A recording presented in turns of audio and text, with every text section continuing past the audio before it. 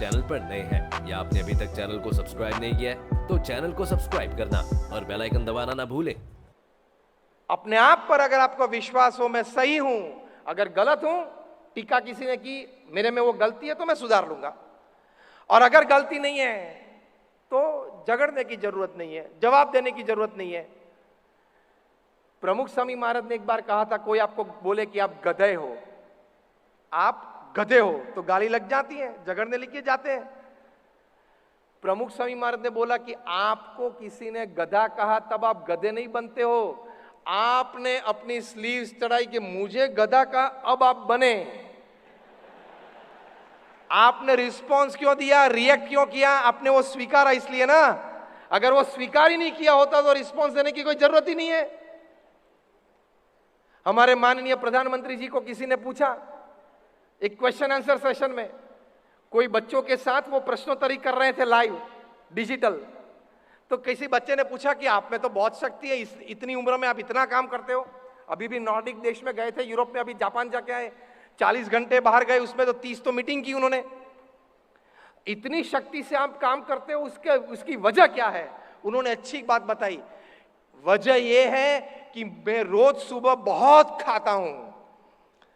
तब सभी को आश्चर्य लगा कि ये तो कोई उत्तर होता है क्या, मैं रोज सुबह बहुत खाता हूं इसलिए शक्ति है। फिर आसान से बड़े प्रेम से हंसते हुए प्रधानमंत्री जी ने कहा, मैं रोज सुबह उठ के 1 टन गालियां खाता हूं इसलिए शक्ति बहुत आती है।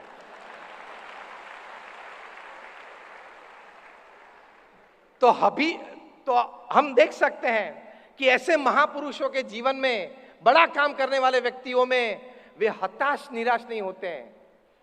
गाली दी, हंसते रहना, काम करते रहना, प्रशंसा की तो बड़ा मत हो जाना, हंसते रहना, काम करते रहना। सिद्धांत तो यही है संकल्प से सफलता तक पहुंचने का, हंसते रहना, काम करते रहना। स्पीक विथ मी, हंसते रहना, काम करते रहना, हंसते रहना, काम करते रहना। इसके बीच किसी ने गाली दी तो, इसके बीच किसी ने प्रशंसा की तो, यह सफलता है। अंग्रेजी में एक कहावत है, the destination is important, the journey is more important. अंग्रेजी में कहावत है, the destination is important, journey is more important. मतलब ध्येय तो अगत्य की बात है, लेकिन ध्येय तक पहुंचने का रास्ता, वो भी एंजॉय करना, वो यात्रा का आनंद लेना, वो भी एक सफलता है। सिर्फ ध्येय तक पहुंचना वो सफलता नहीं है, जाते जाते यात्रा में आनंद करते रहना वो भी सफलता है। और वो सफलता पाने के लिए ये मुद्दा अगत्य का है, हंसते रहना, आनंद करता रहना और अपना काम करते रहना। तो आपको कोई बात, कोई विचार, कोई व्यक्ति, कोई घटना, कोई आपको विचलित कभी नहीं कर सकती। You can never get distracted, एक ही फोकस से आप चल सकते हो। और एक अंतिम बात आपको श्रद्धा से कहनी है, और यह बात यह है कि भगवान के प्रति श्रद्धा रखना। हमारे सत्शास्त्रों में बात लिखी है, वयम अमृतस्य पुत्रा है, हम भगवान के संतान हैं। भगवान ने हमारे लिए एक अच्छा जीवन और अच्छे भविष्य का गठन कर रखा है। हम श्रद्धा रखेंगे और धैर्य रखेंगे, कार्य करते रहेंगे तो वहां तक जरूर पहुंच जाएंगे। जैसे मैंने कहा, मैंने 400 से भी ज्यादा जीवन चरित्र पढ़े हैं, इन सभी के जीवन में भगवान के प्रति श्रद्धा थी। भगवान के प्रति श्रद्धा मतलब एक ही बात, whatever has happened in my life so far, whatever is happening in my life at the moment, and whatever will happen in my life in the future, happens with the wish of God, happens for my good, and if I keep that attitude, it will happen for my progress. इसको श्रद्धा बोलते हैं कि जो कुछ भी हुआ, अभी जो हो रहा है, आगे भी जो कुछ होगा, वो भगवान की इच्छा से होता है, मेरे अच्छे के लिए होता है। सिंपल। तो कभी आपको निराशा, डिप्रेशन, स्ट्रेस नहीं आएंगे, कभी फेलियर्स और सेटबैक से आप पीछे नहीं हटेंगे, करते रहेंगे। भगवान की श्रद्धा बहुत जरूरी है जब कठिन समय आता है। 1972 में युगांडा में इदी अमीन को एक स्वप्न आया कि सभी एशियंस 72 घंटे में आप युगांडा छोड़ दो। एशियंस, इंडियंस, गुजराती सभी को आदेश दिया कि मिलिट्री घर पे आएगी, 3 दिन में आप युगांडा छोड़ दो। सबने छोड़ना चालू किया। कोई दुकान के मालिक थे, कोई की कंपनी चल रही थी, बड़े बड़े घर में कोई रहते थे, 8-10 कमरे का घर था, 8-10 घर में नौकर थे, वो सभी को छोड़ के, बैंक अकाउंट को छोड़ के, ज्वेलरी को छोड़ के, पहने हुए कपड़े लेकर युगांडा छोड़ना था। और वहां एयरपोर्ट पे भी मिलिट्री खड़ी थी। आपके अगर उंगली में कोई अच्छी रिंग देखी वो भी निकाल लेते थे, पैर में जूते भी देखे वो भी मिलिट्री निकाल लेती थी। ये परिस्थिति आ गई थी। युगांडा तो ब्रिटिश कॉलोनी थी, सभी के पास ब्रिटिश पासपोर्ट था, लेकिन कोई भारत आए, कोई लंदन गए। वहां लंदन गए, सामान्य नौकरी सभी ने चालू की, क्योंकि गुजरान तो करना ही था। न्यूज़पेपर डालने की नौकरी, रिटेल स्टोर पे खड़े रहने की नौकरी, डिलीवरी बॉय की नौकरी। 3 दिन पहले युगांडा में बड़े शेठ थे, 3 दिन के बाद रोड पे आ गए। जो हम कहावत बोलते हैं ना, करोड़पति रोडपति बन गए, ऐसा हुआ 1972 में। वे लोग में स्थिरता थी। तो इंग्लैंड के एक बहुत बड़े इतिहासकार चार्ल्स कनिंघम, ये बात आप गूगल पे सर्च करके पढ़ सकते हो। चार्ल्स कनिंघम में 1000 से ज्यादा ऐसे गुजराती और भारतीय को मिले कि इतनी समृद्धि वे छोड़ के आए हैं, कुछ ले नहीं पाए, सामान्य बन गए। आज वो जो नौकरी कर रहे हैं, ऐसे तो 500 लोगों को वो तनख्वाह देते थे 3 दिन पहले ही। तो आज यहां गए लेकिन स्थिर हैं, किसी ने आत्महत्या का सोचा नहीं, किया भी नहीं। इसकी वजह क्या है? 1000 ऐसे लोगों जो माइग्रेंट्स थे, उनका इंटरव्यू लिया, और इंटरव्यू में उन्होंने लिखा है, चार्ल्स कनिंघम ने, कि I found that the one principal reason that this people could remain stable is because of their unflinching faith towards God.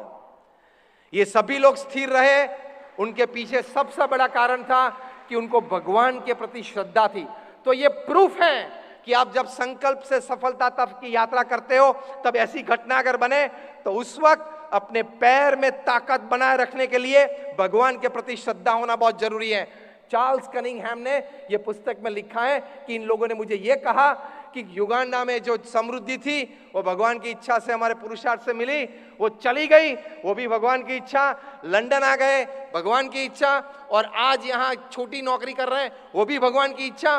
और 5-10 साल में कुछ उठकर ऊपर आ जाएंगे, वो भी भगवान की इच्छा। हम आनंद में हैं, तो ही सफलता मिलती है, वरना कोई नदी में कूद पड़ता है, वरना कोई पंखे पे लटक जाता है। ऐसी परिस्थिति बनी है। और अभी तो बनेंगे ऐसे, इस प्रकार के पंखे बनने वाले हैं कि वहां आपने 5 किलो का भी वजन दिया तो वो पंखा टूट के नीचे आ जाएगा। वो ऑफिशियल हो रहा है। कहने की बात यह है कि भगवान के प्रति श्रद्धा होगी।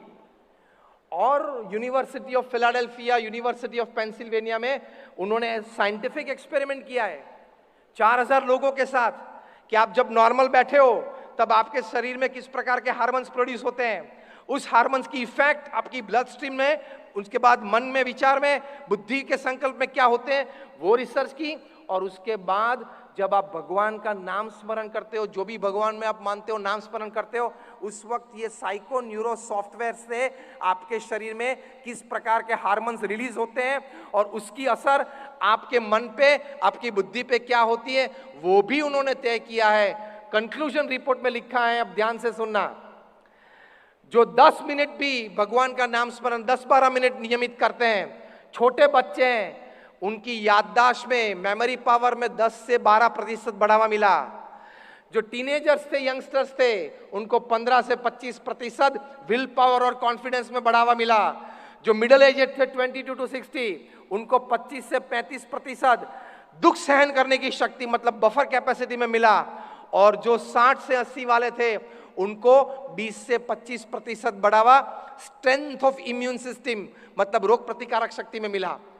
तो ये एब्सोल्यूट साइंटिफिक एक्सपेरिमेंट से यूनिवर्सिटी ऑफ फिलाडेल्फिया में डॉक्टर एंड्रयू न्यूबर्ग और डॉक्टर H.G. कोइंग ने ये फिलाडेल्फिया में प्रूव किया कि भगवान के नाम स्मरण से आपकी मेमोरी पावर बढ़ती है, आपका विल पावर बढ़ता है, आपका कॉन्फिडेंस लेवल बढ़ता है, आपकी दुख सहन करने की शक्ति बढ़ती है और आपके शरीर के स्वास्थ्य के लिए आपकी रोग प्रतिकारक शक्ति भी बढ़ती है।